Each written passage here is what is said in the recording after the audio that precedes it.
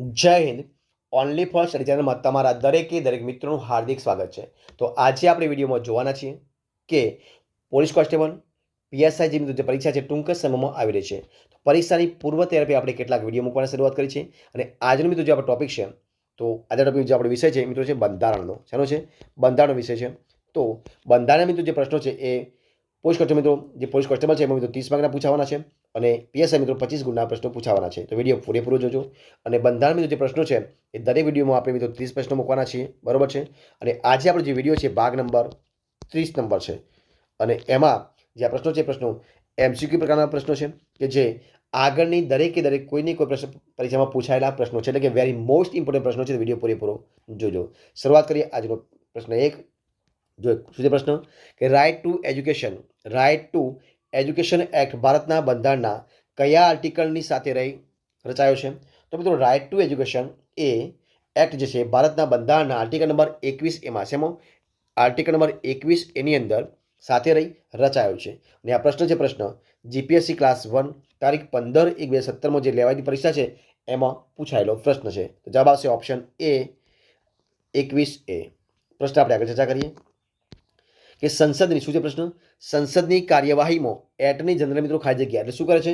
તો સંસદની કાર્યવાહીમાં એટર્ની જનરલ સભ્ય તરીકે ચર્ચામાં ભાગ લઈ શકે છે પરંતુ મતદાન કરી શકતા નથી. સંસદની કાર્યવાહીમાં જે એટર્ની જનરલ હોય છે એટર્ની જનરલ એ સભ્ય તરીકે ચર્ચામાં ભાગ તો લઈ શકે છે પરંતુ મતદાન કરી શકતા નથી. તો જવાબ શું આવશે? Option C. અને આ પ્રશ્ન જીપીએસસી ક્લાસ 2 ની અંદર તારીખ 16/4/2017 જે પરીક્ષા લેવાઈ હતી એમાં પૂછાયેલો પ્રશ્ન છે. જોઈએ પ્રશ્ન આપણે આગળ ચર્ચા કરીએ કે યુનિવર્સલ શું છે પ્રશ્ન યુનિવર્સલ ડિક્લેરેશન કયો યુનિવર્સલ ડિક્લેરેશન ઓફ હ્યુમન રાઇટ્સમાં કેટલા અનુચ્છેદ છે?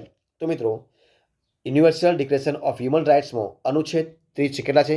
ટોટલ 30 અનુચ્છેદ. જવાબ આવશે ઓપ્શન એ 30 અનુચ્છેદ છે. અને આ પ્રશ્ન છે પ્રશ્ન GPSC social welfare officer class 2 તારીખ 25/2/2017 લેવાયેલી પરીક્ષામાં પૂછાયેલો પ્રશ્ન. જવાબ આવશે ઓપ્શન એ 30. પ્રશ્ન આપણે આગળ ચર્ચા કરીએ કે નાણાં પંચમાં શું છે પ્રશ્ન નાણાં પંચમાં ચેરમેન સહિત કુલ કેટલા સભ્યો હોય છે? તો મિત્રો નાણાં પંચની અંદર ચેરમેન સહિત કુલ 5 સભ્યો. કેટલા સભ્યો છે? ઓપ્શન સી જવાબ આવશે 5 સભ્યો. જવાબ આવશે ઓપ્શન સી 5 સભ્યો હોય છે. પ્રશ્ન આપણે આગળ ચર્ચા કરીએ કે ભારતીય બંધારણની જોગવાઈ હેઠળ કયા આધારે કોઈ પણ જાતિને લઘુમતી કોમ જાહેર કરી શકાય છે? તો ભારતીય બંધારણની જોગવાઈ હોય છે એ જોગવાઈ હેઠળ એ ભાષા અથવા ધર્મના આધારે શેમાં ભાષા અથવા ધર્મના આધારે લઘુમતી કોઈને એટલે કોઈ પણ જાતિની લઘુમતી કોમ તરીકે જાહેર કરી શકાય છે. જવાબ આવશે ઓપ્શન ડી. અને આ પ્રશ્ન જીપીએસસી ક્લાસ 1 તારીખ 15/1/2017 લેવાયેલી પરીક્ષામાં પૂછાયેલો પ્રશ્ન. જવાબ આવશે ઓપ્શન ડી. પ્રશ્ન આપણે આગળ ચર્ચા કરીએ શું છે પ્રશ્ન કે કેન્દ્રીય સતર્કતા આયોગના કમિશનરની નિમણૂક સમિતિની ભલામણથી રાષ્ટ્રપતિ કરે છે અને આ સમિતિના અધ્યક્ષ કોણ હોય છે? તો કેન્દ્રીય સતર્કતા આયોગના કમિશનરની નિમણૂક સમિતિની ભલામણથી રાષ્ટ્રપતિ કરે છે અને આ સમિતિના અધ્યક્ષ મિત્રો હોય છે એ પ્રધાનમંત્રી. કોણ હોય છે? પ્રધાનમંત્રી હોય છે. જવાબ આવશે ઓપ્શન સી પ્રધાનમંત્રી. અને આ પ્રશ્ન છે પ્રશ્ન જીપીએસસી મ્યુનિસિપલ ચીફ ઓફિસર તારીખ 9/4/2017 લેવાયેલી પરીક્ષામાં પૂછાયેલો પ્રશ્ન છે. જવાબ આવશે ઓપ્શન સી પ્રધાનમંત્રી. પ્રશ્ન આપણે આગળ ચર્ચા કરીએ કે ગ્રામ પંચાયતના વહીવટી વડા કોણ છે? ગ્રામ પંચાયતના વહીવટી વડા કોણ છે? તો મિત્રો ગ્રામ પંચાયતના વહીવટી વડા છે તલાટી કમ મંત્રી. ઓપ્શન ડી જવાબ આવશે તલાટી કમ મંત્રી. ઓપ્શન ડી જવાબ બનશે. પ્રશ્ન આપણે આગળ ચર્ચા કરીએ કે મુંબઈ વડી અદાલતના ક્ષેત્રાધિકાર એટલે કે જ્યુરિસ્ડિક્શનમાં કોનો સમાવેશ થાય છે? તો મુંબઈ વડી અદાલતના ક્ષેત્રાધિકારમાં જે ઉપર ત્રણેય વિકલ્પો આપ્યા છે તમામ સમાવેશ થાય છે, એટલે કે મહારાષ્ટ્ર, ગોવા, દમણ અને દીવ દાદરા અને નગર હવેલી ત્રણેય બાબતોનો સમાવેશ થાય છે. જવાબ આવશે ઓપ્શન ડી ઉપર ત્રણેય વિકલ્પોમાં દર્શાવેલ છે એ ત્રણ આવશે. મુંબઈ વડી અદાલતના ક્ષેત્રાધિકારનો અંદર સમાવેશ થાય છે. જવાબ આવશે ઓપ્શન ડી. અને આ પ્રશ્ન જીપીએસસી ક્લાસ 1 તારીખ 15/1/2017 પૂછાયેલો પ્રશ્ન છે. પ્રશ્ન આપણે આગળ ચર્ચા કરીએ કે સર્વોચ્ચ અદાલત અને વડી અદાલતનું કામકાજ કઈ ભાષામાં થાય છે? તો મિત્રો સર્વોચ્ચ અદાલત અને વડી અદાલતનું કામકાજ થાય છે અંગ્રેજી ભાષામાં. ઓપ્શન એ જવાબ આવશે અંગ્રેજી ભાષામાં. ઓપ્શન એ જવાબ આવશે અંગ્રેજી ભાષામાં. પ્રશ્ન આપણે આગળ ચર્ચા કરીએ કે રાજ્યમાં મંત્રી શ્રીઓના પગાર અને ભથ્થા કોણ નક્કી કરે છે? તો મિત્રો રાજ્યમાં મંત્રી શ્રીઓના પગાર અને ભથ્થા નક્કી કરે છે વિધાનસભા. કોણ કરે છે? ઓપ્શન એ જવાબ આવશે વિધાનસભા. તો ઓપ્શન એ જવાબ બનશે વિધાનસભા. પ્રશ્ન આપણે આગળ ચર્ચા કરીએ કે ભારતના બંધારણે દરેક નાગરિકને કેટલા મૂળભૂત અધિકારો આપ્યા છે? તો મિત્રો ભારતના બંધારણે દરેક નાગરિકને મૂળભૂત અધિકારો આપ્યા છે 6. કેટલા આપ્યા છે? ઓપ્શન ડી જવાબ આવશે 6 અધિકારો. ઓપ્શન ડી જવાબ છે 6. પ્રશ્ન આપણે આગળ ચર્ચા કરીએ. રાજ્યોના હિસાબોનું અન્વેષણ એટલે ઓડિટ ઓફ એકાઉન્ટ કયા વિષયની યાદીમાં આવે છે? તો મિત્રો રાજ્યોના હિસાબોનું અન્વેષણ એટલે ઓડિટ ઓફ એકાઉન્ટ એ સંઘ યાદીમાં શેમાં આવે છે? ઓપ્શન એ જવાબ છે સંઘ યાદીની અંદર આવે છે. જવાબ આવશે ઓપ્શન એ જવાબ આવશે સંઘ યાદી. અને આ પ્રશ્ન જીપીએસસી મેઇન પેપર 1 2016માં લેવાયેલી પરીક્ષામાં પૂછાયેલો પ્રશ્ન છે. પ્રશ્ન આપણે આગળ ચર્ચા કરીએ કે ભારતમાં સૌપ્રથમ લોકસેવા આયોગની સ્થાપના કયા અધિનિયમ હેઠળ થઈ હતી? તો મિત્રો ભારતની અંદર સૌપ્રથમ લોકસેવા આયોગની સ્થાપના એ અધિનિયમ ભારત સરકાર અધિનિયમ 1919 કયા? ભારત સરકાર અધિનિયમ 1919 દ્વારા થઈ હતી. અને પ્રશ્ન છે મિત્રો જીપીએસસી ક્લાસ 2 તારીખ 4/3/2017 લેવાયેલી પરીક્ષામાં પૂછાયેલો પ્રશ્ન. જવાબ આવશે ઓપ્શન બી ભારત સરકાર અધિનિયમ 1919. ઓપ્શન બી જવાબ બનશે. પ્રશ્ન આપણે આગળ ચર્ચા કરીએ.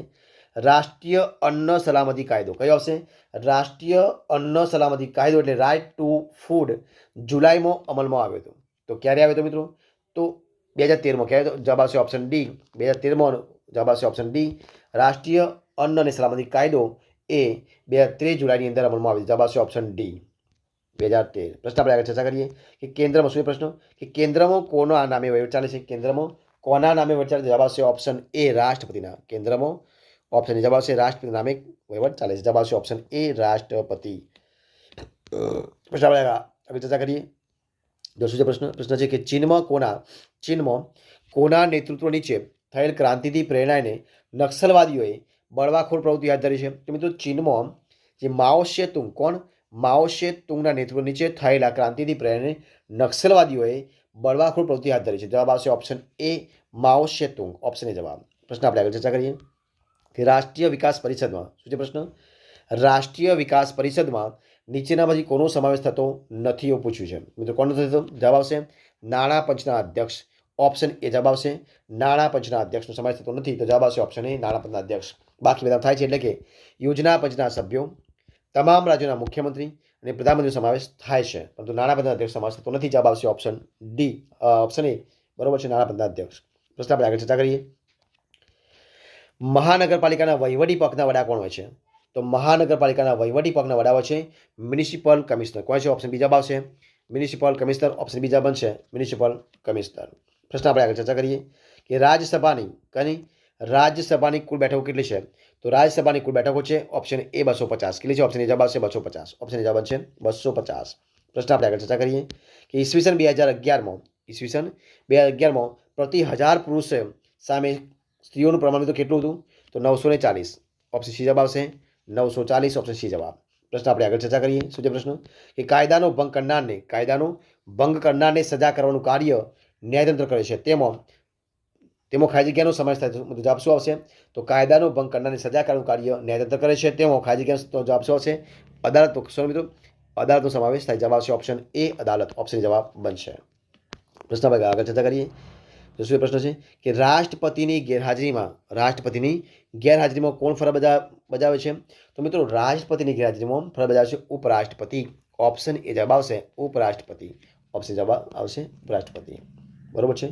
અને જો રાષ્ટ્રપતિ અને ઉપરાષ્ટ્રપતિ બંને ગેરહાજર હોય તો સર્વોચ્ચ અદાલતના મુખ્ય ન્યાયાધીશ આવશે. પણ એવું પૂછ્યું છે તો ઉપરાષ્ટ્રપતિ. જો પ્રશ્ન જોઈએ આપણે આગળ કે પોલીસ વિભાગ કયા ખાતા હેઠળ આવે છે? તો મિત્રો પોલીસ વિભાગ ગૃહ ખાતા. કયા? ગૃહ ખાતા નીચે આવે. જવાબ આવશે ઓપ્શન ડી ગૃહ. પ્રશ્ન આપણે આગળ ચર્ચા કરીએ. ભારતમાં કેવા પ્રકારની શાસન વ્યવસ્થા છે? ભારતમાં કેવા પ્રકારની શાસન વ્યવસ્થા છે? તો મિત્રો ભારતની અંદર સંવાયતંત્રી પ્રકારની શાસન વ્યવસ્થા. જવાબ આવશે ઓપ્શન એ સંવાયતંત્રી. ઓપ્શન એ જવાબ બનશે. પ્રશ્ન આપણે આગળ ચર્ચા કરીએ કે રાષ્ટ્રપતિને લોકસભા ભંગ કરવાની સલાહ કોણ આપી શકે છે? તો મિત્રો રાષ્ટ્રપતિને લોકસભા ભંગ કરવાની સલાહ આપી શકે છે વડાપ્રધાન. કોણ આપી છે? જવાબ આવશે ઓપ્શન ડી વડાપ્રધાન. ઓપ્શન ડી જવાબ બનશે વડાપ્રધાન. અને આ પ્રશ્ન પીએસઆઈ ખાતાકીય 23/4/2017 પછી લેવાયતીમાં પૂછાયેલો પ્રશ્ન છે રાષ્ટ્રપતિ. તો જવાબ શું આવશે? ઓપ્શન ડી વડાપ્રધાન. પ્રશ્ન આપણે આગળ ચર્ચા કરીએ કે શાકાહારી ખાદ્ય સામગ્રી શું છે? શાકાહારી ખાદ્ય સામગ્રી પર કયા રંગની નિશાની હોય છે? તો મિત્રો શાકાહારી ખાદ્ય સામગ્રી પર લીલા લીલા રંગની નિશાનીઓ. કયા રંગની નિશાનીઓ હોય છે? તો લીલા રંગની નિશાનીઓ જવાબ હોય છે. જવાબ આવશે ઓપ્શન એ. શાકાહારી ખાદ્ય સામગ્રી પર લીલા રંગની નિશાની હોય છે. ઓપ્શન એ જવાબ બનશે. પ્રશ્ન આપણે આગળ ચર્ચા કરીએ. જમ્મુ કાશ્મીરને વિશિષ્ટ દરજ્જો આપતી જોગવાઈ કઈ કલમ અન્વયે હતી મિત્રો? અહીંયા મિત્રો જૂનો પ્રશ્ન છે એટલે કે હતી, પરંતુ જીપીએસ ક્લાસ 1માં 15/2 મિત્રો આ પૂછાયેલો પ્રશ્ન છે, પરંતુ 370 હતી અલગ. જમ્મુ કાશ્મીર વિશે દરજ્જો આપતી જોગવાઈ કલમ અન્વયે 370 હતી, પરંતુ હવે 370 કલમ દૂર કરવામાં આવી છે, પરંતુ જવાબ આવશે ઓપ્શન બી 370. હવે એને દૂર કરી કાઢી છે. પ્રશ્ન આપણે આગળ ચર્ચા કરીએ કે ઈસવીસન 1989માં બનેલ અનુસૂચિત જાતિ અને જનજાતિ એટલે કે અત્યાચાર અટકાવ અધિનિયમના અમલીકરણ માટેના નિયમો કયા વર્ષમાં ઘડાયા હતા? તો ઈસવીસન 1989માં બનેલ અનુસૂચિત જાતિ અને જનજાતિ અધિનિયમના અમલીકરણ માટેના નિયમો ઈસવીસન 1995માં. ક્યારે? ઈસવીસન 1995માં ઘડાયા હતા. જવાબ આવશે ઓપ્શન ડી 1995માં. અને આ પ્રશ્ન GPSC social welfare officer class 2 તારીખ 25/2/2017 લેવાયેલી પરીક્ષામાં પૂછાયેલો પ્રશ્ન છે. જવાબ આવશે ઓપ્શન ડી. પ્રશ્ન આપણે આગળ ચર્ચા કરીએ કે ભારતના સંવિધાનમાં કઈ સેવાઓને સંસદે ઊભી કરેલી સેવાઓ છે એમ ગણવામાં આવે છે? તો ભારતના સંવિધાનમાં જે ભારતીય વહીવટી સેવા અને ભારતીય પોલીસ સેવા છે એ સેવાઓને સંસદે ઊભી કરેલી સેવાઓ છે એમ ગણવામાં આવે છે. અને આ પ્રશ્ન છે કોમર્શિયલ ટેક્સ ઇન્સ્પેક્ટર પેપર 2 તારીખ 28/5/2017 લેવાયેલી પરીક્ષામાં પૂછાયેલો પ્રશ્ન છે. તો જવાબ આવશે ઓપ્શન સી ભારતીય વહીવટી સેવા અને ભારતીય પોલીસ સેવા. ઓપ્શન સી જવાબ બનશે. પ્રશ્ન આપણે આગળ ચર્ચા કરીએ કે સામાન્ય રીતે શું પ્રશ્ન કે સામાન્ય રીતે રાજપાલની નિમણૂક કેટલા વર્ષ માટે હોય છે મિત્રો? તો સામાન્ય રીતે રાજપાલની નિમણૂક હોય છે મિત્રો 5 વર્ષ માટે. કેટલા વર્ષે? 5 વર્ષ માટે હોય. કેટલા વર્ષ માટે હોય છે? 5 વર્ષ માટે હોય છે. જવાબ આવશે ઓપ્શન બી 5 વર્ષ માટે. તો મિત્રો અહીંયા આપણે જે આ 30 પ્રશ્નોનો જે વિડીયો આપણે બનાવીએ છીએ સંપૂર્ણપણે આપણે વિડીયો અહીં પૂરો કરીએ છીએ.